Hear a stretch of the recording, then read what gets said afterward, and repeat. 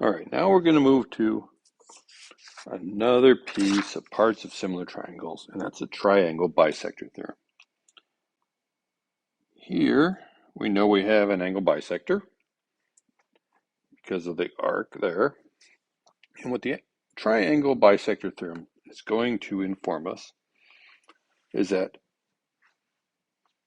it goes from a vertex to the opposite side, and of course creates two segments because it touches the side. And those two segments, AD and DC, are going to be proportional to the two sides that the bisector, the segment of the bisector, doesn't touch. So it'll be AB over BC.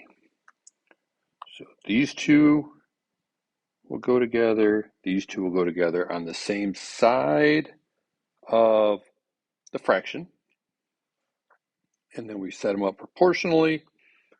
So what does that look like in practice? Let's look at an example. So here we've got our two sides that are not touched.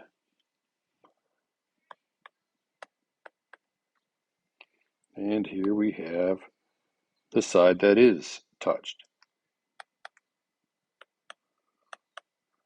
4.8 over x. And as we can see, these two to go together and these two go together.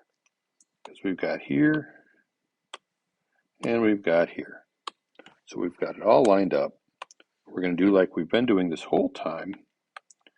Cross multiply. So we get 12x equals 86.4. Divide by 12. And we're going to get 7.2 equals x. So same process. Once we get it all set up, we're good to go and we can move forward. And the angle bisector theorem just gives us another way of setting things up. All right, number 2. So we got the sides that the angle bisector doesn't touch. They go together. So we get 54 over x. The two segments caused by the angle bisector, 40 over 36. We've got these two on the same side. These two are on the same side of the fraction. And 36 and x are on the same side of the triangle. These two are on the same side of the fraction. Wonderful. We can cross multiply and solve. So let's see what we get. 40x equals 54 times 36, which is 1,944.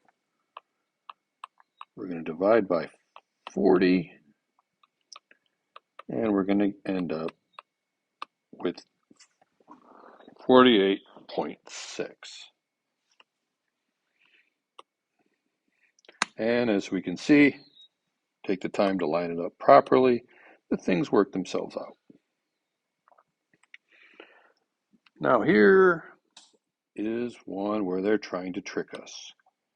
Well, we know these go together. So we got x and 36. We know these go together. But wait, right here we got a blank spot. And we know because 39 here is for the whole distance. We don't want the whole distance. We want these two little distances.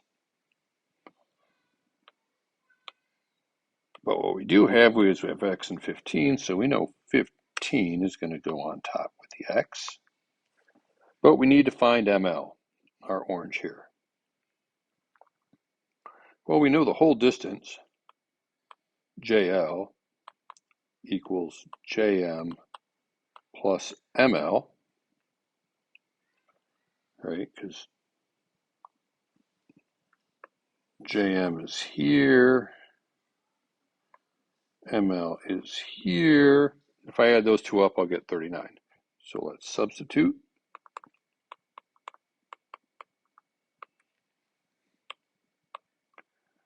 And then I subtract from both sides, so I get, let's go over here, let's have some room. 39 minus 15 equals ML. ML, of course, is going to be 24. 24 goes with the 36. Now I'm all set up. I can cross multiply and solve.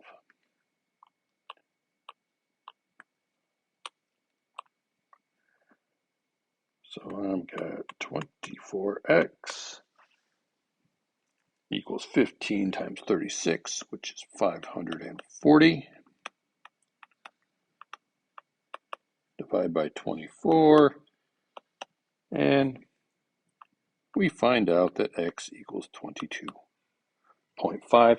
We're just looking for x, so we get to be done.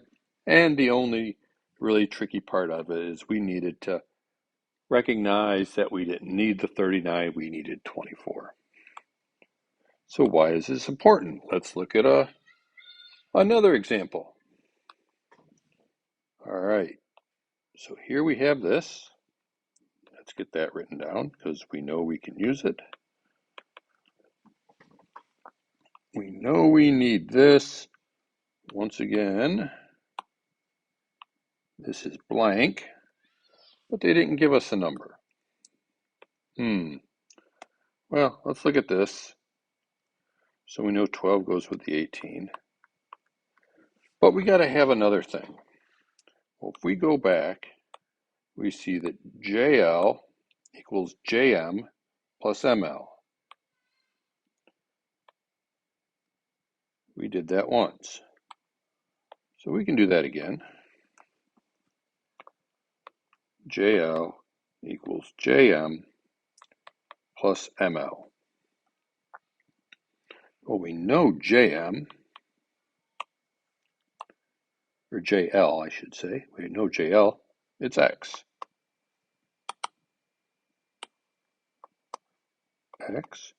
JM is 12, and ML, we don't know. Subtract 12 from both sides, we get X minus 12 equals ML. Well, we can't go any further because we don't know what X is, but we know we need ML, and X plus minus 12 equals ML. So we're going to just write in X minus 12 for our ML portion because, well, numbers and letters and formulas all work the same way. We just use them as numbers. So we're going to cross multiply. But before we cross multiply, I recognize that 18 and 30 both divisible by 6. So I'll reduce them down. Now we can cross multiply.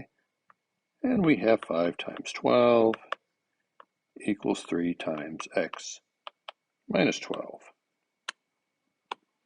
So we're going to distribute the 3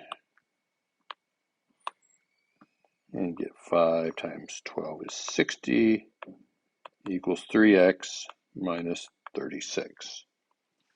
Now we just need the x by itself, so let's add 36 to both sides. 96 equals 3x. Divide both sides by 3, and we're going to have 32 equals x. Go ahead and stop the video, plug it into your calculator, and double check my work.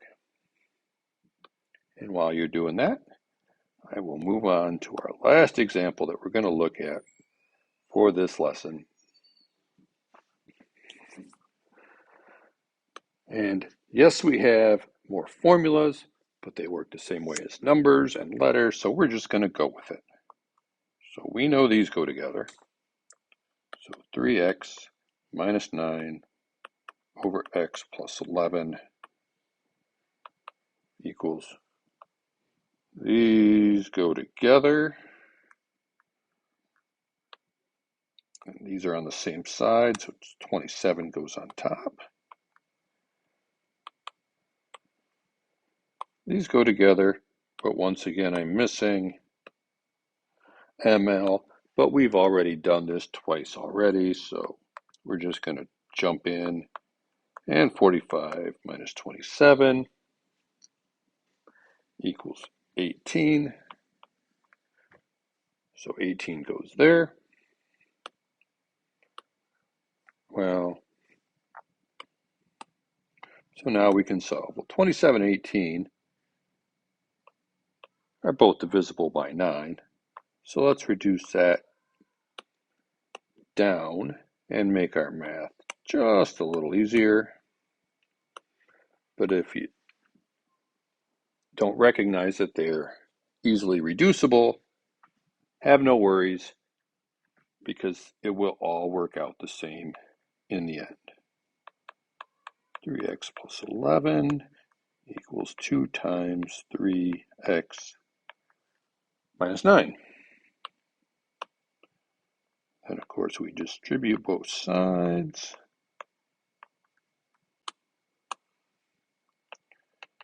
Three x plus 33 equals 6x minus 18. Double check our signs, make sure we didn't reverse anything. We get the x by x on the same side. Then we get the x by itself by adding 18 to both sides.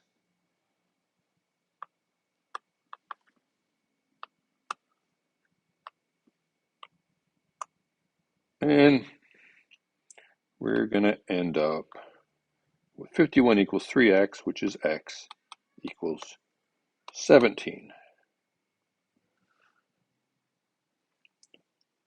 So stop the video, back it up, review. As long as we get them lined up according to the rules, we're in good shape.